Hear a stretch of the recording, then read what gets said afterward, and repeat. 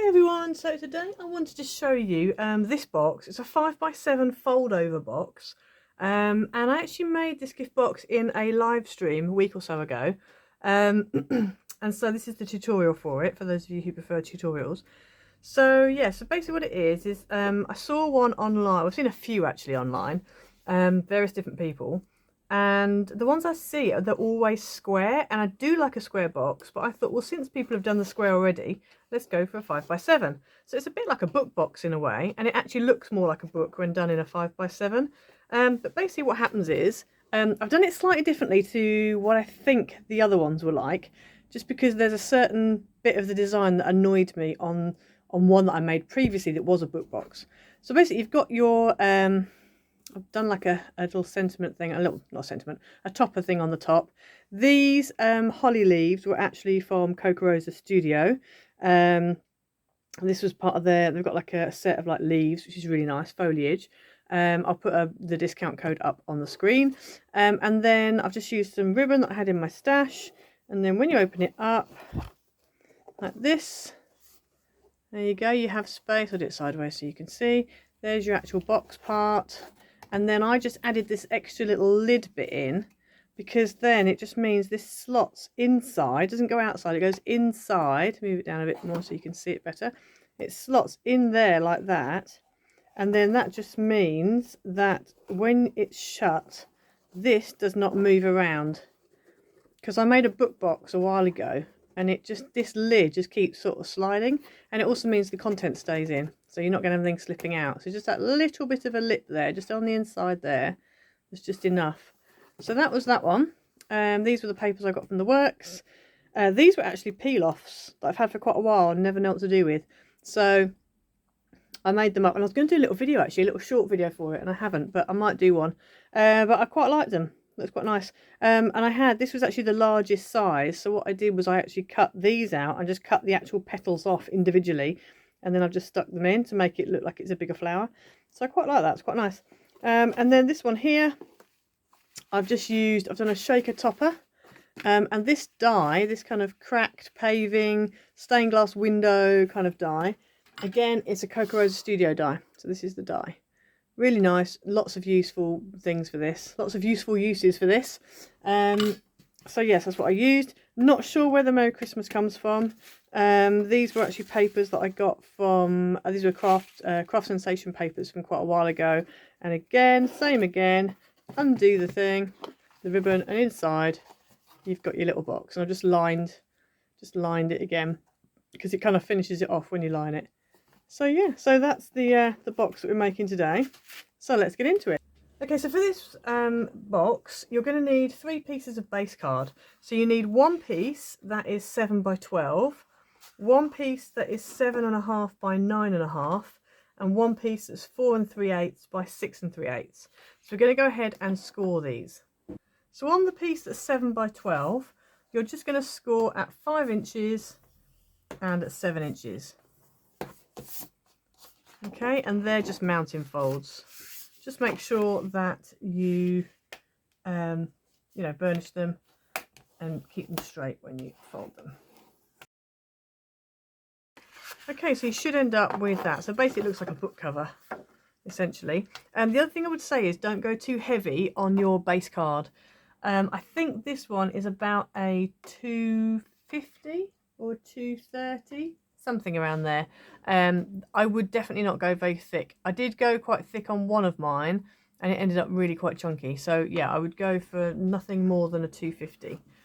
Okay, so that one's done. So now we're going to bring in this one, which is the 7.5 by 9.5, and you're just going to score it at 2 inches on all 4 sides. So 2 inches, turn it 1 turn, 2 inches, turn it 1 turn, etc. Okay, so you end up with that. So I'm going to put that to one side. I'm going to score and stuff in a minute, fold and stuff in a minute, but we'll do that later. Then you bring in your 6 3/8 by 4 3/8, and this one you're going to score at 1/2 inch on all 4 sides. Okay, so we've gone ahead and done that. So then we're going to start with this big one, and before I go ahead and fold it, what I'm going to do is I'm just going to cut up that score line until I reach the one going the other way. And then I'm just going to notch out just that little bit there. And I'm also going to notch out the top. Now on one of mine I didn't do this, but somebody on my live stream suggested this, and it actually makes a massive difference. So I've notched out this side a little bit and I've notched out that side a little bit. I'm going to turn it round and I'm going to do the same here. Now you can, if you want to, make your 2 tabs there and your 2 tabs there, but if you do it kind of going around like a windmill, then what it does, it strengthens your box. So I'm going to do that with this. So I'm going to do it again, down there, notch it slightly, and then notch this bit slightly. Okay, so I'm going to carry on going around and doing the other 2 tabs.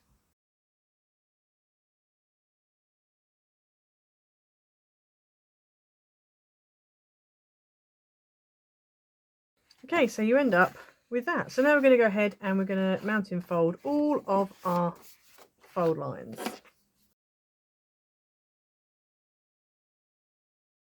Okay, so you end up with that. So next what we're going to do is we're going to go ahead and add some glue or red tape either onto these tabs and stick our box together. We'll come to the other little piece of base card in a minute.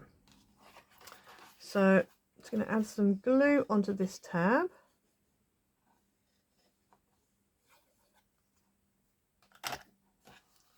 Fold up the edge, make sure it sits nice and square, and just stick that into position. And so this is when that notching out at the top of the tab comes into play, because if you don't notch out at the top there, then this sometimes can be a little bit taller than this line and it just pops up above and it's a bit annoying. So that's why we did that. So I'm going to carry on with this.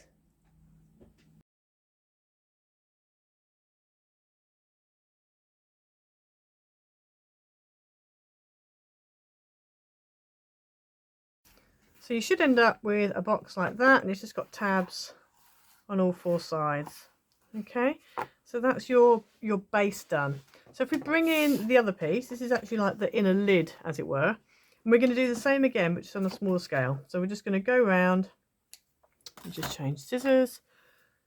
And we're going to cut up the score line, and then again, just notch them out either side like that.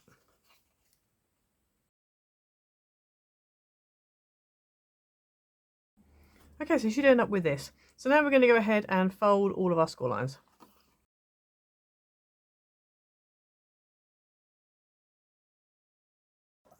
Okay, so you end up with that, and then what you need to do is go ahead and add some red tape, or you can use wet glue onto your tabs. Now I've just suddenly remembered I probably should have done this before I cut my tabs, just because it helps. You can just sort of cut, you know, rather than having to end up with bits of red tape sticking over the edge. It just works out better, but it's not too bad. So we're going to go ahead and add this red tape anyway. Okay, so I put the red tape on. So now I'm just going to peel off the backing and then go around and stick each side together.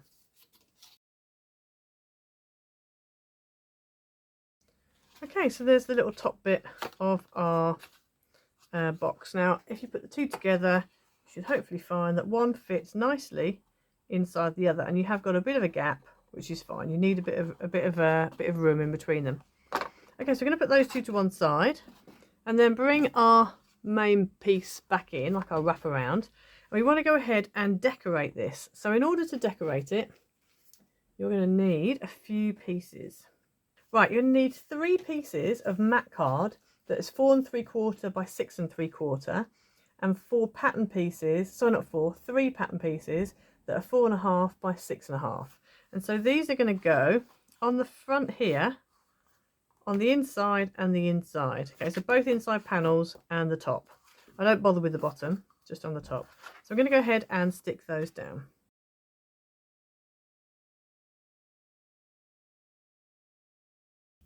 Okay, so that's what you end up with. So now we just need to do these 2 pieces here. So you need 2 mat pieces that are 1 3/4 by 6 3/4, and 2 pattern pieces that's 1.5 by 6.5. And they're going to go on here and on here. And for those eagle-eyed viewers of you, what I've tried to do is I have tried to make it so the stripes match. I mean, obviously the actual pattern doesn't, but I've tried to make it so I've got some going this way for the outside, so it continues, and then on here the pattern carries on that way around. It didn't really matter, but that's just the way I tried to do it. So yeah, in fact I'm going to put this one on the outside because this actually lines up, and you're going to see that, and then I can put that on the inside because it doesn't matter so much about the inside. Okay, so that's your finished outer. So we're going to put that to one side now, and we'll bring the inside piece in. Okay, and then for your box piece, as it were, we'll start with this one. So on this one, you're just going to need 2 pieces to go on the outside. So 2 matte layers that are 1 3/4 by 5 1/4, and then you also need 2 pattern pieces that are 1 1/2 by 5, and then you need 2 other pieces of mat that are 1 3/4 by 3 1/4, and 2 patterns that are 1 1/2 by 3. So these just go on the outside of the box. So I'm going to go ahead and stick those down.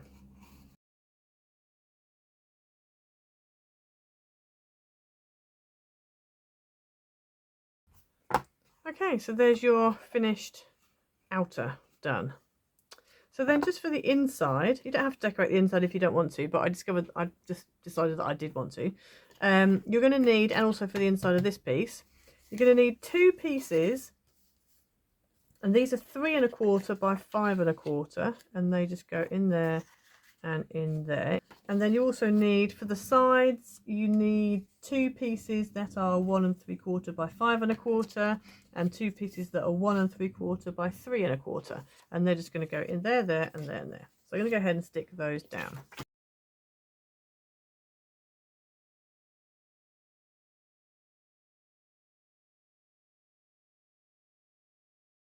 Okay, so there we go, fully decorated on the outside and on the inside. So let's bring our outer wrap piece back in again.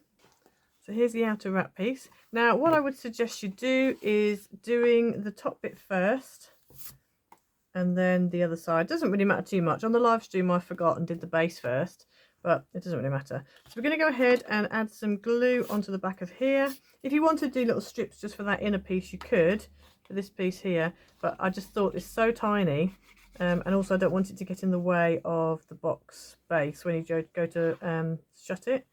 So add some wet glue, or strong wet glue, or a red tape, and then what we're going to do is just line it up on here so that it's nice and central, top and bottom, left and right.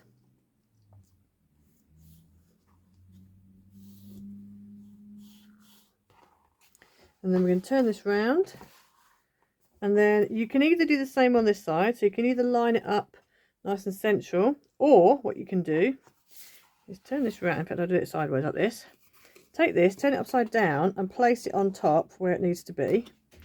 Then glue, and again I would suggest you use wet glue if you're going to do it this way, because you will need a little bit of wiggle room just to make up for any mistakes. So put some glue on top, and then take the cover, and then I'm looking at it this way so I can see if this piece is upright.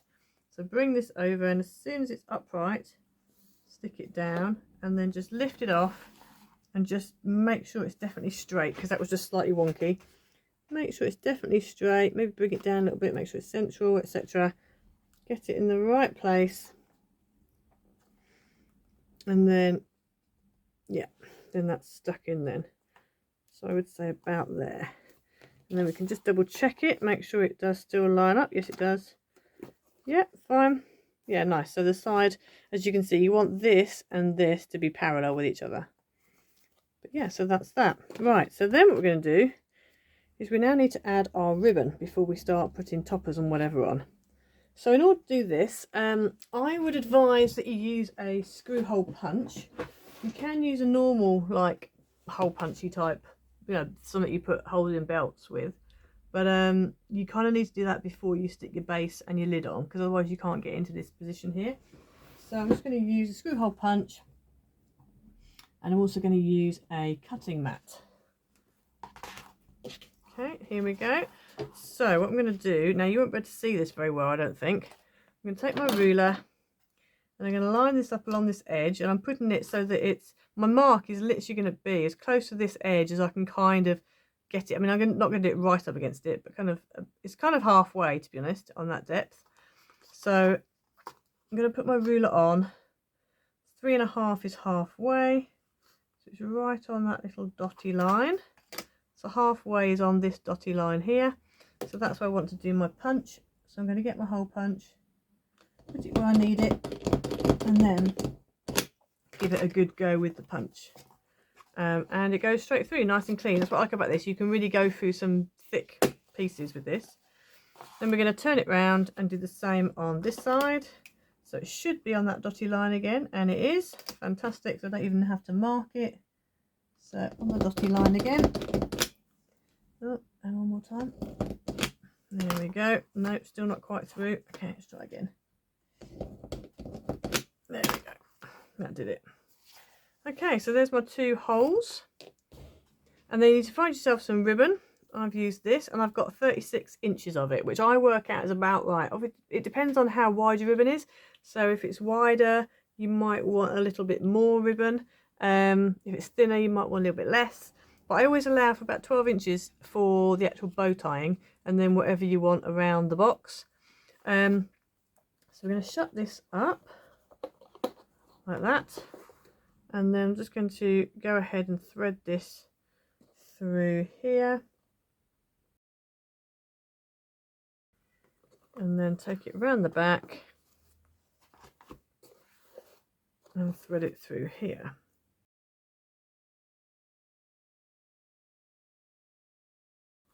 Okay, so you end up with that basically. Now if you wanted to, you could have put this on underneath your layers. I quite like it on top, I have to say. I think it just adds a little bit extra, so it's quite nice. If you want to stick it down, you can underneath. I tend not to if I'm using like a chiffon-y ribbon, because sometimes the glue will come through, and actually when I go to stick my topper on, you'll kind of see then that actually sticking my topper on, you know, it will actually help to stick it down. Okay, so let's just tie this. In fact, I'm not going to tie it up on the front because I want to open it and just show you the finished thing at the end. So now we just need to go ahead and put our topper on. So previously I have got this very old topper, and it's still not quite dry. Oh, it is more or less dry. This is a tulip one from Paper Mania. This is many years old now. But I had them in my stash, and I thought I want to use them up, and they go really quite nicely with these papers. So I've just cut out a little matte layer for it. So I'm going to stick that onto the matte layer, and then that's going to go on the front like that. Okay, so I've stuck that down to the mat, and then I'm going to go ahead and stick that on there. And I'm actually going to use, when I was deliberating, I think I'm going to use some clear silicone foam tape to stick it down with, because I do like it. I was going to use some silicone gel, you know, silicone glue, but I think I'm going to go with the silicone tape instead. This stuff, this red tape that's actually clear, because this is like glitter fabric, but it's kind of like it's a weird paper, so you have to be careful what you stick it with. So normally I'd use foam tape, but yeah, for this I think we'll go with this one, because then I know it's definitely going to stick. Well, I hope it's going to stick.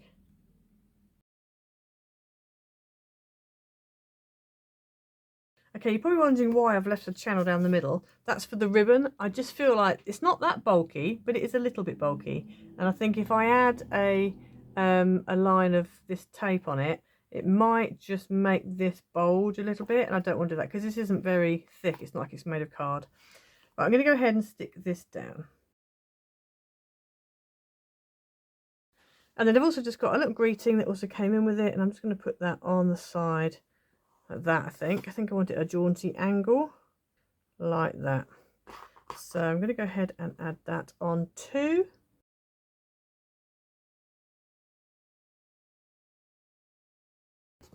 So there we go, there's our finished box. It's a bit quirky that, but it's fine. I don't mind it. It's a bit out there. Yeah, and then obviously when you open it up, you've got a lovely inside. Really cute. So yeah, so the inside bit here, just in case you want to know the measurement of that, the inside bit here measures 5.5 by 3.5, and it's 2 inches deep.